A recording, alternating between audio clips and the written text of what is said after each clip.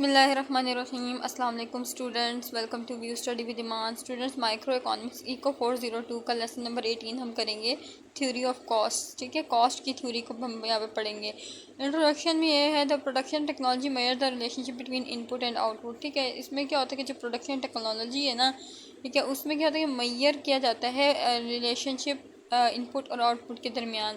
Given the production technology manager must choose how to produce. ठीक है ना, अब प्रोडक्शन टेक्नोलॉजी में जो है ना वो मैनेजर ये चीज़ ज़रूर देखते हैं कि कैसे जो है ना वो प्रोड्यूस किया जाए। To determine the optimal level of output and the input combination we must convert from the unit measurements of the production technology to dollar measurements और कॉस्ट। ठीक है, अब जो क्या होता है कि जब यानी कि आउटपुट जो है वो ऑप्टिमम लेवल की हासिल करने के लिए और इनपुट जो है ना वो कंबाइन करते हैं। ठीक है, और उसमें जो है ना यूनिट की मेजरमेंट जो है वो उसमें कन्वर्ट किया जाता है। इसको जो है ना वो मेजर करने के लिए इसकी प्रोडक्शन टेक्नोलॉजी को यूनिट्स में जो है वो कन्वर्ट किया जाता है। मेजरिंग कॉस्ट आ गई, विच कॉस्ट मैटर। ठीक है ना, यहाँ पे कॉस्ट मेजरिंग आ गई। ठीक है, कि कौन सी कॉस्ट जो है वो मैटर करती है। और accounting cost versus economic cost. अब ये accounting cost versus economic cost क्या होती है? Accounting cost is the actual expenses plus depreciation charges for capital equipment, whereas economic cost is the cost. अच्छा, जो अकाउंटिंग कॉस्ट है ना वो एक्चुअल एक्सपेंसेस होते हैं। ठीक है, उसके साथ जो है वो डेप्रिसिएशन चार्जेस जो होते हैं वो भी उनके साथ प्लस किए जाते हैं। जो भी कैपिटल इक्विपमेंट पर जो चार्जेस आते हैं ना वो भी, ठीक है, वो सारी अकाउंटिंग कॉस्ट होती है। जो economic cost is the cost of form of utilising economic resources in production including opportunity cost. और जो इकोनॉमिक कॉस्ट होती है ना, ये वाली कॉस्ट आती है जिसमें जो है वो जो एक फॉर्म है ना वो इकोनॉमिक रिसोर्सेज को इस्तेमाल करती है प्रोडक्शन में, उसको इकोनॉमिक कॉस्ट कहते हैं। इसमें अपॉर्चुनिटी कॉस्ट भी शामिल होती है। Opportunity cost associated with opportunities that are forgone when the firms resources are not put there to their highest value use. ठीक है, इसमें ये जो अपॉर्चुनिटी कॉस्ट क्या होती है? एक्चुअली अपॉर्चुनिटी कॉस्ट वो होती है जिसमें ये होता है कि ना किसी मौके की यानी कि अच्छी चीज़ को छोड़ के जो है ना वो कोई और चीज़ सिलेक्ट कर लेना। ठीक है, उसको अपॉर्चुनिटी कॉस्ट कहते हैं। एंड एग्जांपल भी यहाँ पे दी हुई, form on its on building and pays no rent for office space, does this mean the cost of office space is zero. ठीक है ना, अब क्या है कि एक फॉर्म है, ठीक है, उसकी अपनी बिल्डिंग है और वो जो है ना वो रेंट भी पे नहीं करती है। ठीक है, उसके ऑफिस की जगह के लिए। तो इसका मतलब क्या होता है कि जो कॉस्ट है ना ऑफिस स्पेस की वो ज़ीरो है। ठीक है, sunk cost is expenditure that has been made and can not be recovered. Sunk cost वो होती है जो कि ये एक ऐसा खर्च होता है ठीक है जो कि हम रिकवर नहीं कर सकते। It should not influence the form decision. ठीक है, ये जो है ना फॉर्म के डिसीजन को मुतासर नहीं करना, इसको जो है ना वो फॉर्म के डिसीजन होते हैं ना फैसले, उसको मुतासर नहीं करना चाहिए।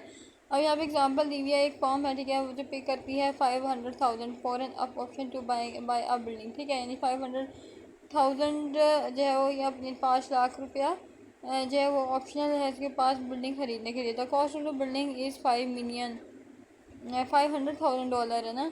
The cost of the building is 5 million और अ टोटल ऑफ 5.5 मिलियन। ठीक है, कि अब जो कॉस्ट है ना वो बिल्डिंग की वो तो है $5 मिलियन और जो टोटल है बनता है ना वो $5.5 मिलियन बनता है। The form finds another building for 5.25 million. तो फॉर्म क्या करेगी कि दूसरी बिल्डिंग जो है वो 5.525 मिलियन में जो है वो देखेगी कि उसको जो है ना 5.25 मिलियन में मिल जाए। Which building should the firm buy. ठीक है, तो इसमें ये देखना है कि फॉर्म को जो है वो कौन सी बिल्डिंग ख़रीदनी चाहिए। Fixed and variable cost. Total output is a function of variable inputs and fixed inputs. ठीक है ना, ये जो टोटल आउटपुट होती है ना जो आती है, ठीक है, उसमें वेरिएबल इनपुट फिक्स्ड इनपुट्स दोनों शामिल होते हैं, तो मैंने ये फंक्शन करते हैं।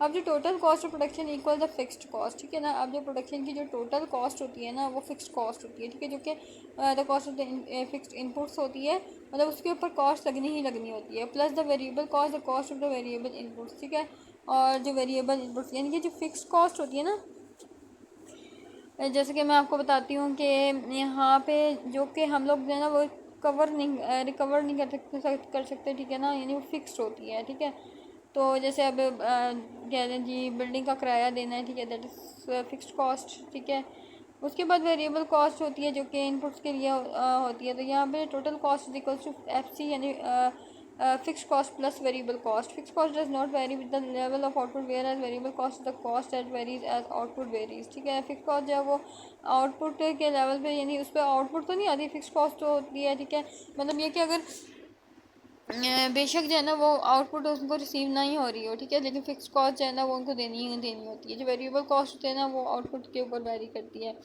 Fix cost is the cost paid by a firm that is in business regardless of the level of output, and sunk cost is the cost that have been incurred and can not be recovered. ठीक है, जो fix cost होती है, cost होती है जो कि एक फर्म जो है वो पे करती है अपने बिजनेस के सिलसिले में. ठीक है, लेवल ऑफ आउटपुट पे. और संक कॉस्ट होती है ना वो इनकी रिकवर नहीं की जा सकती. जैसे पर्सनल कंप्यूटर्स है, मोस्ट कॉस्ट आर वेरिएबल. इसमें जो है ना वो बहुत सारी कॉस्ट हैं वो होती हैं, components, labour. Software most cost are sunk. ठीक है ना, सॉफ्टवेयर में जो है वो जो संक कॉस्ट होती है, cost of developing the software. Largest cost component is fixed cost in the short run. अब यहाँ पे आ जाती है शॉर्ट रन में जो कॉस्ट होती है. Marginal cost is the cost of expanding output by 1 unit. ठीक है ना, कि 1 यूनिट की जो कॉस्ट है ना वो एक्सपेंड की जा रही है वो क्या होती है, मार्जिनल कॉस्ट होती है. Fix cost have no impact on marginal cost. Fix cost होती है ना उसका मार्जिनल कॉस्ट पे कोई इम्पैक्ट नहीं होता. अब मार्जिनल कॉस्ट को कैसे करेंगे, यहाँ पे find equal to del variable cost divided by del Q. Del T C divided by del Q, मतलब change in total cost divided by change in output. Average total cost is the cost per unit of output और average fix cost plus average variable cost. This can be written as. अब ये देखें कि average total cost is equal to total fixed cost divided by Q plus total variable cost divided by Q.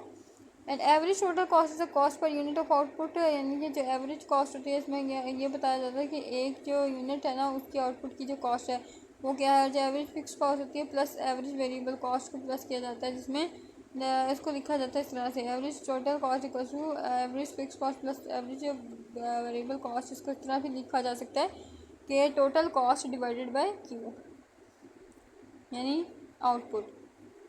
Now determinants of short run cost. अब यहाँ पे जो है वो शॉर्ट रन कॉस्ट को कैसे डिटर्मिन किया गया था. Relationship between the production function cost can be exemplified either increasing return and cost और decreasing and return and cost.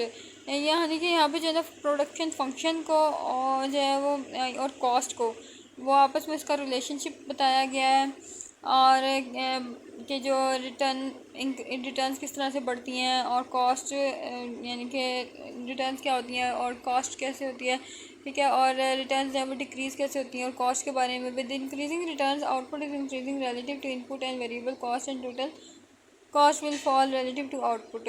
कि जब रिटर्न्स जो है वो इंक्रीज़ होती हैं तो आउटपुट जो है वो रिलेटिवली इंक्रीज़ होता है इनपुट से. एंड वेरिएबल कॉस्ट और जो टोटल कॉस्ट होती है ना वो फॉल हो जाती है. ठीक है, relative to output. With decreasing return output is decreasing relative to input and variable cost and total cost will rise relative to output. Total cost है वो बढ़ जाती है इसमें. Assume the wage rate. ठीक है, वेज रेट को assume कर लेते हैं. Is fixed relative to the number of workers hired. ठीक है, इसमें जो है ना वो फिक्स्ड रिलेटिव वर्कर्स हैं वो हायर किए हैं. अब एम सी यानी marginal cost is equals to del variable cost divided by del change था, डेल आउटपुट थी. Variable cost is equals to W L यानी वेज मल्टीप्लाइड बाय लेबर. अब जो मार्जिनल यानी कि वी सी को इक्वल कर दिया उन्होंने डब्ल्यू एल के. ठीक है, वेरिएबल कॉस्ट को वेज मल्टीप्लाइड बाय लेबर के. फिर marginal cost is equals to इसकी जगह हमारे पास आगे वेरिएबल कॉस्ट की जगह wage change in labour divided by change in out. उसके बाद आगे हमारे पास change in M P L. ठीक है, M P L and is equals to del Q यानी कि change in output divide by change in labour. और जो चेंज इन लेबर है ना फॉर अ 1 यूनिट, 1 यूनिट के लिए change in output is equal to change in labour divided by change in output is equal to 1 by del यानी कि change in M P L. So M C is equal to wage divided by M P L यानी marginal production labour. उसके बाद firms की short term cost बताई हुई है. ठीक है, यहाँ पे फिक्स कॉस्ट बताई हुई है, वेरिएबल कॉस्ट बताई हुई है, टोटल कॉस्ट बताई हुई है यहाँ पर. अच्छा, अब यहाँ पे देखें ना कि 50 को प्लस, अब FC प्लस VC हमने पढ़ा था ऊपर, ठीक है, फार्मूला, यानी 50 को प्लस करें, 50 को जो है वो 50 ही लिखेंगे हम टोटल कॉस्ट में, देन 50 को प्लस करेंगे, 50 के साथ 100 आ जाएगा, और 50 78 तो 128 आ जाएगा। और उसके बाद यहाँ पे मार्जिनल कॉस्ट आ जाती है। मार्जिनल कॉस्ट में हम लोगों ने क्या पढ़ा था कि change in output, change in, यहाँ पे मैं आपको दिखाती हूँ, यहाँ पे इसका फार्मूला एक बार आप देख लें, ठीक है, change in total cost divided bye output. तो अब ये यहाँ पे देखें आप कि जो टोटल कॉस्ट है, ठीक है, चेंज इन टोटल कॉस्ट आया है, ठीक है। अच्छा, फर्स्ट वाले पे तो हम लोग 50 इस तरह से लिख देंगे, और उसके बाद हम यहाँ पे क्या करेंगे कि 100 में से जब हम माइनस करेंगे 128 को, तो हमारे पास क्या आएगा 28, ठीक है। उसके बाद देन हमने क्या करना है, 28 आ गया, उसके बाद 148 यहाँ पर है दिया हुआ, फिर हम 128 में से 148 को माइनस करेंगे, हमारे पास 20 आएगा, 148 में से 162 को माइनस करेंगे, हमारे पास 14 आ जाएगा। इस तरह से हमने इसको माइनस करते जाना है। ये हो गया चेंज। उसके बाद हमारे पास मार्जिनल कॉस्ट, ये तो समझने कि आ गई है मार्जिनल कॉस्ट। अब यहाँ पे एवरेज फिक्स कॉस्ट आ गई। अब यहाँ पे एवरेज फिक्स कॉस्ट किस तरह से फाइंड की गई है, 50 को डिवाइड करेंगे 1 के साथ, 50 आ जाएगा, 50 को डिवाइड करेंगे 2 के साथ तो हमारे पास 25 आ जाएगा, 50 को डिवाइड करेंगे 3 के साथ 16.5 आ जाएगा यहाँ पे, यानी fix cost, average fix cost निकालनी है तो फिक्स कॉस्ट को डिवाइड कर देंगे हम आउटपुट के साथ उसकी। उसके बाद एवरेज वेरिएबल कॉस्ट निकालनी है यहाँ पे 50, उसके बाद इसमें से 78 को डिवाइड करेंगे तो 2 के साथ तो हमारे पास 39 आएगा। इस तरह से आगे हमने करते जाना है। एवरेज टोटल कॉस्ट निकालनी है अब यहाँ पे। अब जो टोटल कॉस्ट आई थी इसकी एवरेज निकालनी है कि 100 तो हम उसको इस तरह से लिख देंगे, ठीक है, 100 डिवाइडेड बाय 1 करेंगे तो 100 ही आ जाएगा। उसके बाद यहाँ पे हम लिखेंगे ना 128 डिवाइडेड बाय 2 तो हमारे पास 64 आएगा। इसी तरह से 148 डिवाइड बाई 3 करेंगे तो हमारे 49.3। इस तरह से नेक्स्ट कैलकुलेशन भी सारी होंगी। Consequently, from the table, marginal cost decreases initially with increasing returns and such that 0 through 4 units of output and then MC increases with decreasing returns। ठीक है, ये जो MC marginal cost है ना वो इंक्रीज होती है, डिक्रीज जब मार्जिनल कॉस्ट है वो इंक्रीज़ होती है उस टाइम जब रिटर्न जो है वो डिक्रीज़ होती हैं। तो यहाँ पे बताई हुई है आउटपुट सारी दी है 1 2 3 4 5 13 तक, 50 100 200 300 बताई हुई है यहाँ पे। ये टोटल कॉस्ट बताई हुई है, वेरिएबल कॉस्ट बताई हुई है। Variable cost increases with production and the rate varies with increasing and decreasing returns. Variable cost है वो प्रोडक्शन के साथ साथ इंक्रीज हो रही है, ठीक है, बढ़ रही है जैसे जैसे प्रोडक्शन हो रही है, ठीक है ना। अब क्या होगा जब रिटर्न अगर इसकी आएंगी तो फिर वेरिएबल कॉस्ट को जो है वो डिक्रीज यानी कि डिक्रीज़ हो जाएगी। कैसे डिक्रीज़ होगी, जाहिर बात है कॉस्ट जो है वो निकाल दी जाएगी। Total cost is the vertical sum of fix cost and variable cost. Total कैसे कॉस्ट या फिक्स कॉस्ट और वेरिएबल कॉस्ट का जो वर्टिकल सम होता है। उसके बाद यहाँ पे डायग्राम भी आप देख लीजिएगा, ऐसे ही है, 25 50 75 100 से दी हुई है। और एवरेज फिक्स कॉस्ट बताई हुई है, average variable cost, average total cost और मार्जिनल कॉस्ट बताई हुई है यहाँ पर। देन आ जाती है the line drawn from the origin to the tangent of the variable cost curve. ये जो लाइन जो है ना वो ड्रॉ की गई है ओरिजिन से टेंजेंट की तरफ variable cost curve. Its slope equals to AVC यानी एवरेज वेरिएबल कॉस्ट। जिसके स्लोप है ना वो क्या है, एवरेज वेरिएबल कॉस्ट के इक्वल है। The slope of a point on VC equals MC, ठीक है, वेरिएबल कॉस्ट के इक्वल है मार्जिनल कॉस्ट है। Therefore marginal cost is equals to average variable cost at 7 units of output point A। ये point A यहाँ पे दिया हुआ है। यूनिट कॉस्ट आ जाती है average fix cost falls continuously, ठीक है, जो एवरेज फिक्स कॉस्ट है ना वो मुसलसल गिरती रहेगी। व्हेन कब गिरेगी, जब मार्जिनल कॉस्ट है ना वो लेस देन होगी एवरेज वेरिएबल कॉस्ट से, और मार्जिनल कॉस्ट है लेस देन होगी एवरेज टोटल कॉस्ट से। तो एवरेज वेरिएबल कॉस्ट और एवरेज टोटल कॉस्ट जो है वो डिक्रीज़ हो जाएगी। और व्हेन जब मार्जिनल कॉस्ट जो है वो मार्जिनल कॉस्ट जो है वो ग्रेटर होगी एवरेज वेरिएबल कॉस्ट से, और marginal cost average total cost से ग्रेटर होगी तो ये इंक्रीज़ हो जाएगी। Marginal cost is equals to AVC and ATC at minimum AVC and ATC. Minimum average variable cost अगर जाता है लोअर आउटपुट, ठीक है, से जो है मतलब लो कम आउटपुट देगी एवरेज वेरिएबल जो कॉस्ट अगर अक्कर होगी, then minimum average total cost के due to F C fix cost के दौरान। तो हमारा लेक्चर है, लेक्चर नंबर 18 यहाँ पे कंप्लीट हो गया। इंशाल्लाह नेक्स्ट मिलते हैं फाइनल टर्म के लेक्चर्स के साथ।